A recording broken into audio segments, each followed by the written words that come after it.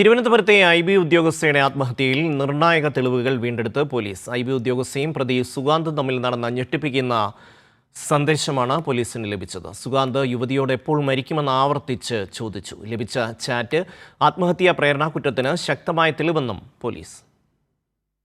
ബന്ധുവിന്റെ പക്കൽ നിന്നും സുഗാന്തിന്റെ ഐഫോൺ വാങ്ങി നടത്തിയ പരിശോധനയിലാണ് നിർണായക തെളിവ് ലഭിച്ചത്.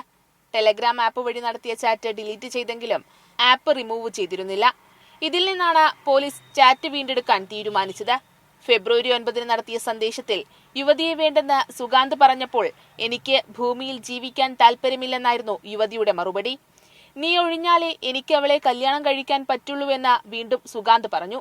അതിന് ഞാൻ എന്ത് ചെയ്യണമെന്ന യുവതിയുടെ ചോദ്യത്തിന് നീ പോയി ചാകണമെന്ന് സുഗാന്ത് മറുപടി നൽകി. നീ എന്നു ചാകുമെന്ന് നിരന്തരം സുഗാന്ത് ചോദിച്ചപ്പോൾ ഓഗസ്റ്റ് 9 മരിക്കുമെന്ന് ഐബി ഉദ്യോഗസ്ഥ തിരിച്ചു മറുപടി നൽകി. ഈ ചാറ്റ് ആത്മഹത്യാ പ്രേരണാകുറ്റം ഉറപ്പാക്കുന്നതാണെന്ന് പോലീസ് പറഞ്ഞു. ലഭിച്ച തെളിവ് പോലീസ് കോടതിക്ക് കൈമാറി. അടുത്ത ദിവസം ഹൈക്കോടതിയിലും തെളിവ് കൈമാറും.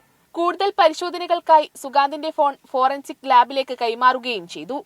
കൈരളി ന്യൂസ്, തിരുവനന്തപുരം.